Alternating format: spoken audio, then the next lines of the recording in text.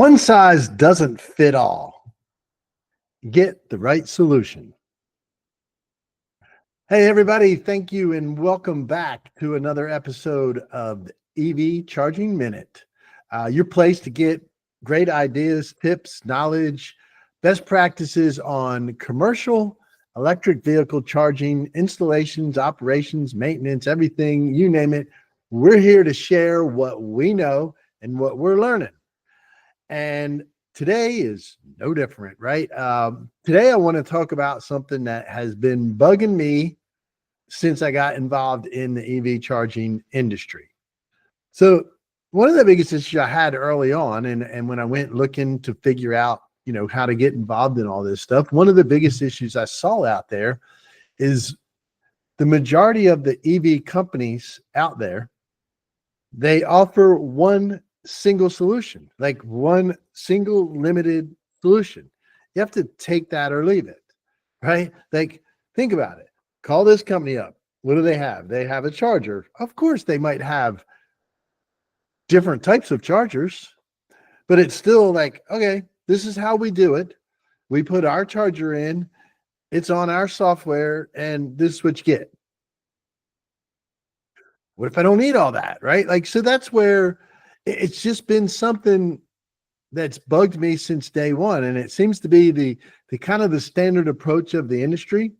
And I don't know if that's because it's a nascent industry and, people just develop their little things or everybody just kind of feels like, what the heck? We build the software, it should work, right? Like, and that's what I see a lot of it. People want to add features to a software.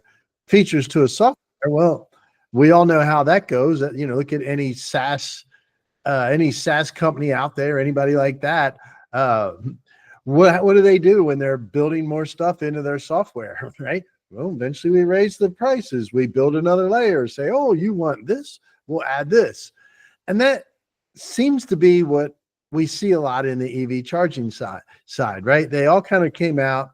We built a couple different chargers. So you do have, with most people, you do have an option like, oh, we got this charger, this charger, this charger. Maybe you got some different levels of charging, level 2 or DC. But when it comes to the rest of the stuff of how you're going to manage that charger, it gets pretty narrow, right? Like you can only put it on their software. Well, okay. That's okay. But what about in the case where I really don't need that much software, but in order for me to operate this charger, I got to put it on software and pay the software company $200, $300, $400, $500 a year per charger. What if my business, okay, here's where it really bugged me, right? You think about this. So if I decided as a company,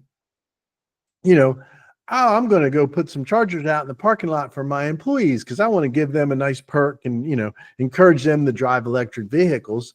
So I start looking into it and I find out, well, okay, first of all, I got to invest in all this money to put the infrastructure in. And then I got to put these chargers out there. And well, these people that are selling me chargers say that I need to put it on a network. And now I'm going to have to pay them $400-500 per charger per network. So if I got 5 chargers out in the parking lot, now I'm investing $2,500 a year on software, and I'm only letting my employees use these chargers. So what do I get for my $2,500?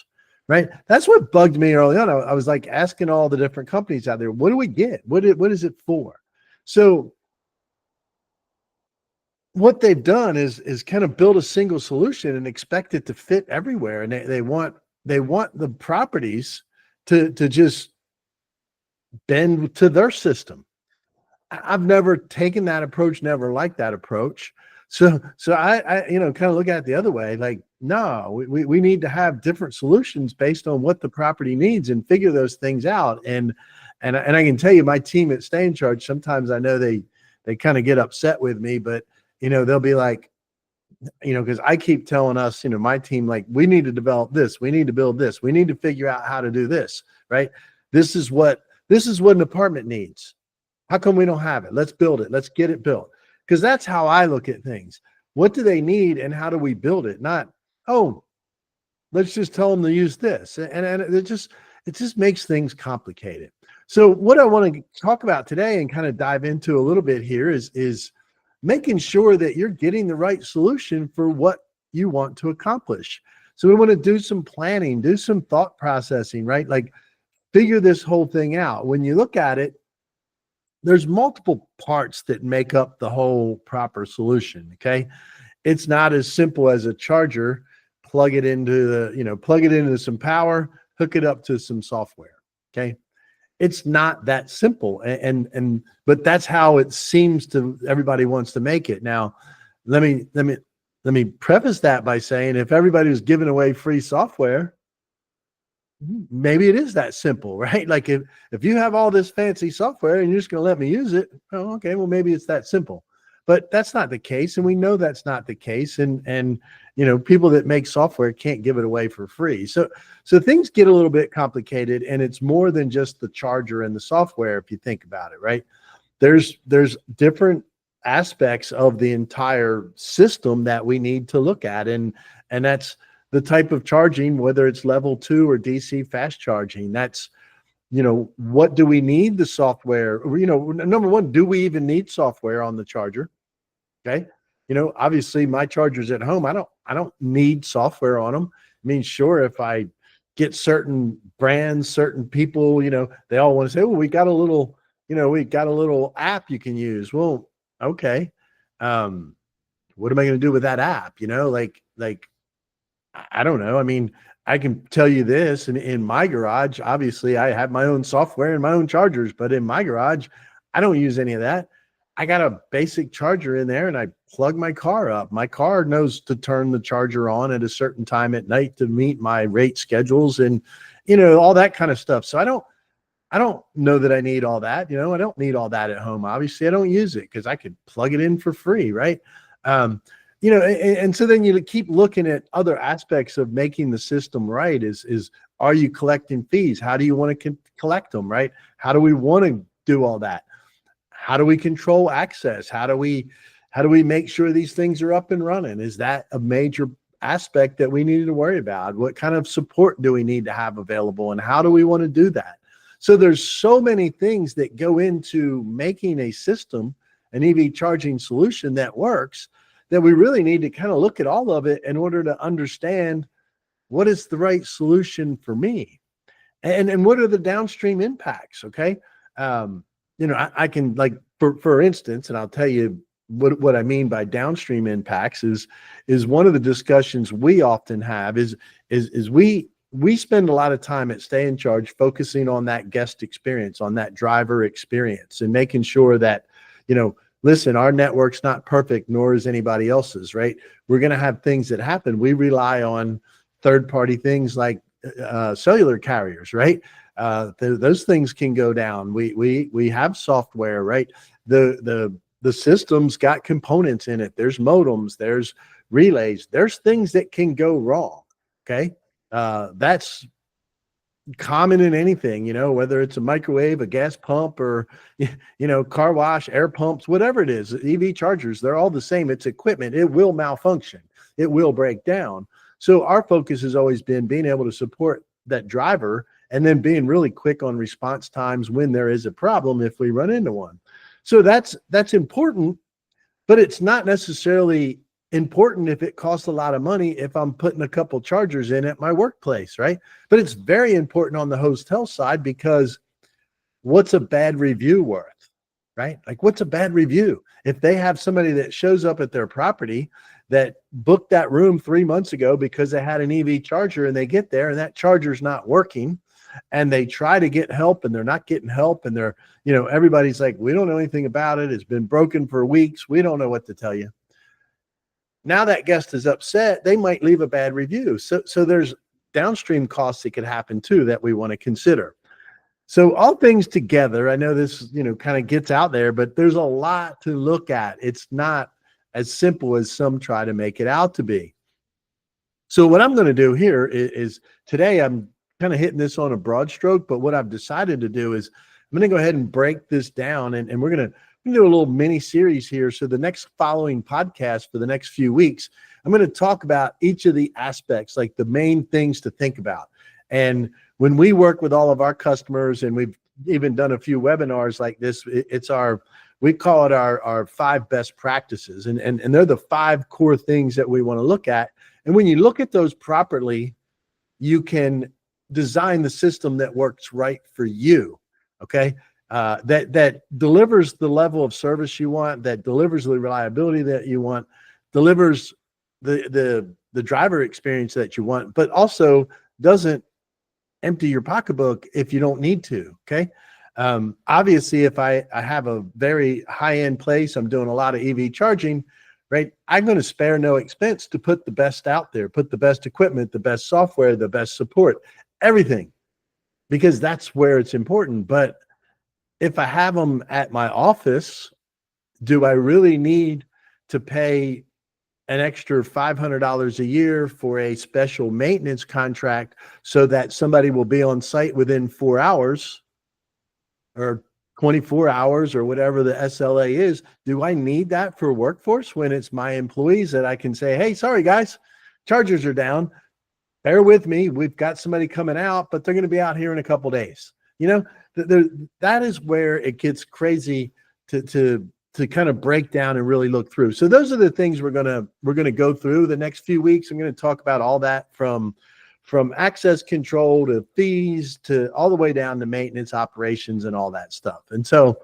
today I want to just start with getting our mindset right about what to think about and what to do. And so really it starts with why. Okay. I know I bring this up quite a bit too, because when we work with a client, one of the first things we want to do is understand why they are installing EV charging. Okay. There's many reasons why, they do a lot of different things and people look at them for different reasons. It could be a lead magnet, right? Are we just putting it out in the parking lot so that we can bring more people in, whether it's residents or customers or guests or whatever, is that it? It's a lead magnet. We know if we have it out there, people will come and shop at our shopping center versus another. Could be a marketing thing. I know some places, as much as, maybe they thought about it differently at first, but really the only reason to put them in is kind of a marketing thing. I know a lot of retail space. It's a great marketing tool. Are you going to make much money off of them? No, not in a retail environment. Like, I had a discussion not too long ago with somebody that was talking about putting them at a grocery store. Now, if you get into an urban setting, grocery stores make a lot of sense because I have people that live nearby that maybe don't have garages, don't have off-street parking. They don't have a place to charge. So if you can put some fast chargers at a grocery store, I'm going to bring a bunch of people into my grocery store because they need a place to charge anyway. So they say, hey, let me go to the grocery store. I'll shop while I'm charging. So that instance, it makes sense. But they were trying to convince me that every grocery store should have it in. And I was like, well, wait a minute. I've got a grocery store 2 miles from my house. 98% of the population that frequent that grocery store, or 95%, or some ridiculous amount of us all have homes where we have off-street parking and have access to put an EV charger or plug into our house. Maybe it's 90%, maybe I'm exaggerating there, but the point is I only know of a few places around my little area where a resident is like a rental at a condo complex, right? So they don't have charging. So yeah, of course, somewhere like that, they would look at the grocery store to do that. However, most of the grocery stores are putting in like a level 2 charger. Okay. Well, if I have a level 2 charger, I'm not going to get a lot of a charge while I'm, shopping through my groceries. So in that instance, this particular grocery store, if they were to put level 2 chargers in, it's really just a marketing thing, right? Like they can't put them in and expect to make money. Will they get a return on their investment? You bet they will. That part I do agree with, right? Like this was the discussion we had, and there's another grocery store near me, and I guarantee if one of them puts them in, they are going to attract more customers. So they will get an ROI, Okay. So don't get me wrong when I say they don't need them or can't benefit from them. What I was getting at is they're not going to draw a lot of people to come in and use them because most of the, like, I'm not going to, like, especially if I had to pay for it, right? If that grocery store down the road from me has chargers and I have to pay for them, I've got a garage at home I'm going to plug up that I pay less. So why would I plug in? Now, if they have EV chargers in their parking lot, that they have level 2 chargers or even DC, and it's free because I'm a frequent shopper, or maybe my points that I earn in the grocery store would pay for my charging. Well, now guess what? I'm going to use them. So that's where they become a marketing tool, right? They're a thing you can put out there and say, hey, we have EV charging. It could be a loyalty play. We have points. We'll give you points. We'll give you free charging for, for whatever. So there's things like that. Okay. Then you get into, are you doing EV charging as a revenue generator? Is it something that you want to put in at your location to generate revenue on top of being a marketing piece and a lead magnet? Okay. Are you doing it because you have code requirements? Okay. That's another thing that's starting to happen a lot. A lot of people are going to find out. You go to build an apartment complex, you go to build a hotel, you go to build certain things in a lot of communities these days, and they've adopted certain requirements, zoning requirements, that you're going to have to put EV charging spaces in. So all that stuff starts to add up into, why are we putting them in? What do you want out of your EV charging? Because when I know what you want, then I can really start to figure out the easy way to do a system. Okay. Because it can be as simple as a basic dumb charger up to our fully networked and even our now things we've launched into the integrated stuff where we build it to work inside your systems and work in your back end, right? We can go that full one side to the other, like it's one extreme to the other, from a dumb charger with a padlock on it, right, to a fully networked charger that gets all in, plug the car in and it reads the car instead of mobile apps and things like that. So there's all kinds of parts in between. So when we think about what we want to accomplish, why are we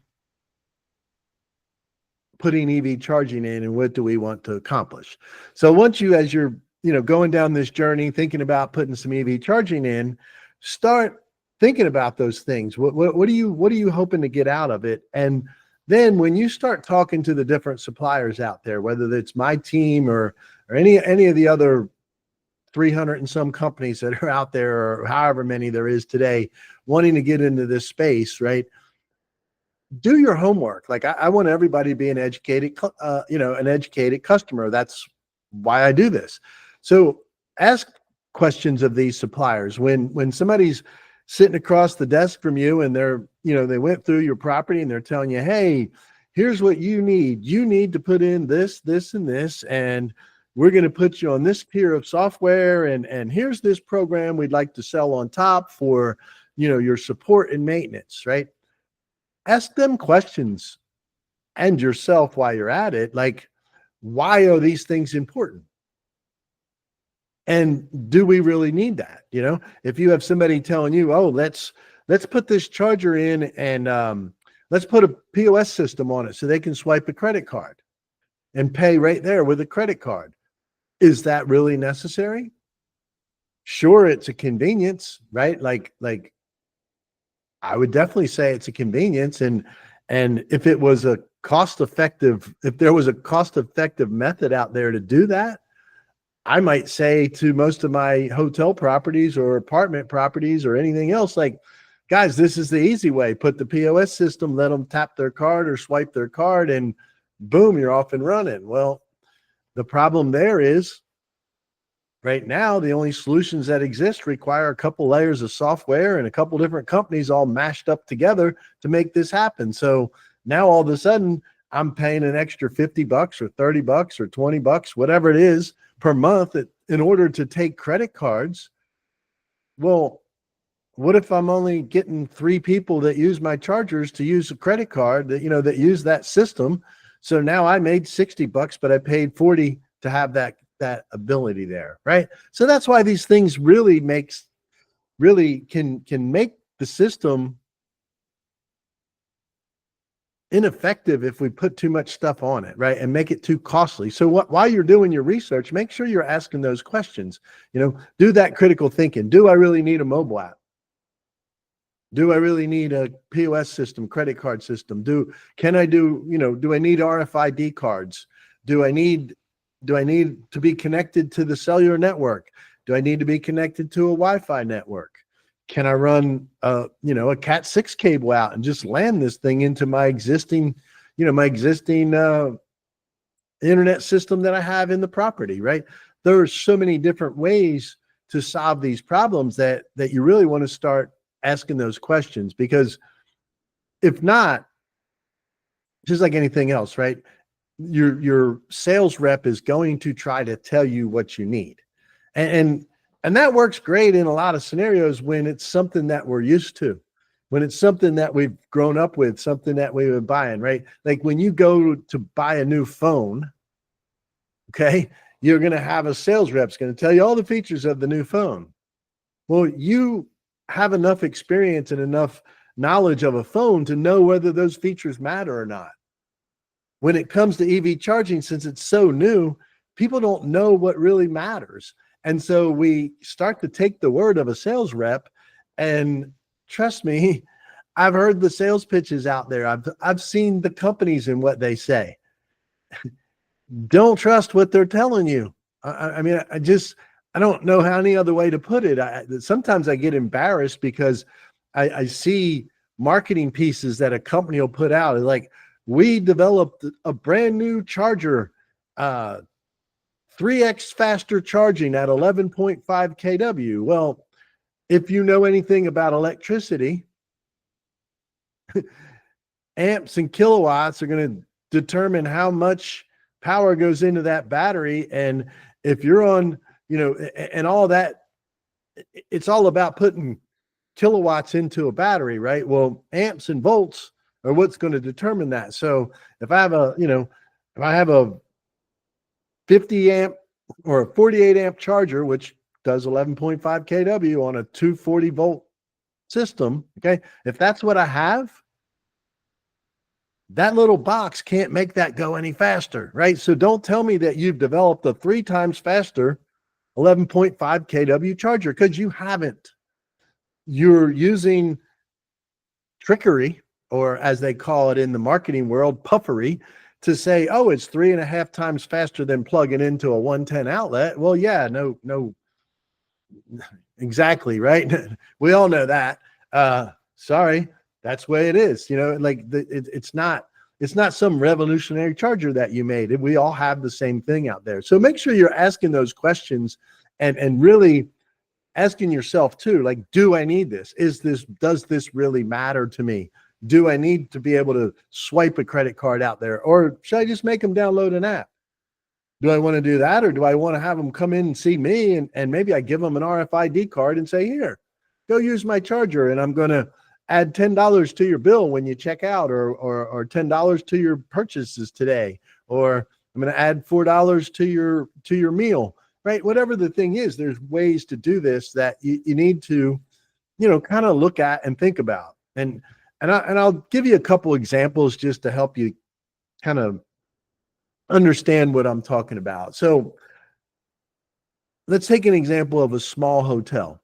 So a small hotel that, let's say they got 30, 40 rooms, to do good with their occupancy and everything like that. If I was working with them, one of my team, our typical solution is for a hotel has the full software, has all that stuff. Well, now that particular hotel, let's say we have a smaller hotel, maybe they're not even in an area that's got huge EV penetration, but they're in an area where if they were to put some EV chargers in, they might get 5, 6, 7, 8 guests use them every month. So it's adding some rooms, it's adding all that. So, but since it's small and, 5, 6 times a month, is it better for them to just have a charger with an RFID card that they keep at the front desk. And when somebody says, oh, I'd like to use the charger. Okay, cool. We're going to add $10, $15 to your room. And here's the RFID card. Now, what that do for them? That allowed them to buy a single charger or two chargers, put them in, and not have continuing cost related to it. So if 1 month they didn't have anybody use their chargers, it's like, okay, no big deal. I didn't pay for software. I didn't pay for anything. So that becomes really important. Like, we do a lot of resort areas, right? So if you got a resort area that's maybe some places they're only open 6 months out of the year, but they're paying 12 months out of the year for software. So that's an example there, right? They could even go as simple as just a switch, right? They can say, oh, I just buy a charger off of Amazon and put it on this and turn the breaker on and off. Like, we know people that do that. So that's a very simple. Another example could be an apartment complex. And say you have an apartment complex, even with a bunch of people that maybe are using the chargers, and they get told, oh, you need this full charger management software platform with energy management and the ability for the drivers to do this and do that, and we're going to do all this. And so you have all this great stuff, right? It's all good stuff, like, don't get me wrong, but do they really need all that? Or because it's an apartment complex, we know who's using the chargers all the time. So can we get away with just a simple solution that controls access and lets us track who used that charger and then send them a bill every month? Seems like a good solution to me for apartments. I mean, in fact, that's what we have. That's what we rolled out a couple months ago. We rolled that product out for our apartment complexes because we didn't see the need for them to be paying $20 some, $30 some a charger per month for software, when we could do this on a very limited basis and just collect everybody's stuff, send them a bill every month, and then the drivers pay for everything. And we even have it set up to where if they want to get a little, money out of it, we charge the drivers so much a month to have access. So that's a good, another example of how they could do that. So an apartment now, that apartment complex now has a free solution. It doesn't cost them a dime. They just bought the chargers, put them in, got it set up. Now it doesn't cost them anything. They bill the users for all of it, and they don't care, right? Like, I know people say, well, if I put them in here and people use them, I'm getting paid for them, right? And that's true if it's busy enough. But the issue could be you're not getting busy enough to cover all those costs. So there's a good place. Another example would be a workplace. Like, if you want to put something at your workplace for your employees, that might be as simple as a silly, dumb charger with a padlock on it, right? Like, there's things out there, lock that thing up, okay? So you have a nice, simple thing with a padlock on it. So that's an option there to look at. And then, on the other extreme of that, let's look at a convenience store. If I got a convenience store in a very busy market, I want the best of everything. I want to be able to plug in. I want that car to be able to plug in charge. I want a POS system. They can swipe their card. I want everything that software has to offer.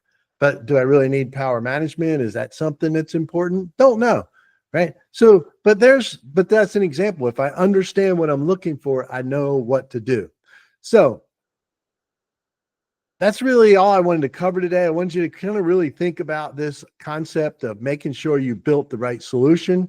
As I mentioned, in the coming weeks, I'm going to go through and break down each of these kind of core topics, core things to look at, like fees, how to charge fees, how all that works, what are the options out there, access control, things like that, support, all the different things that we have in our 5 best practices. We're going to run through each of those so that we can have a good understanding of how to look at that, how to ask the right questions, and how to kind of put it together in your mind what's the right solution, so that when you're out shopping to get your EV charging solution, you can help steer the conversation to make sure that your potential vendors are giving you the right solution to meet your property needs. That's it for this week, folks. Thanks again for joining us. As always, I hope you learned a little bit more about EV charging today, and We'll see you next week.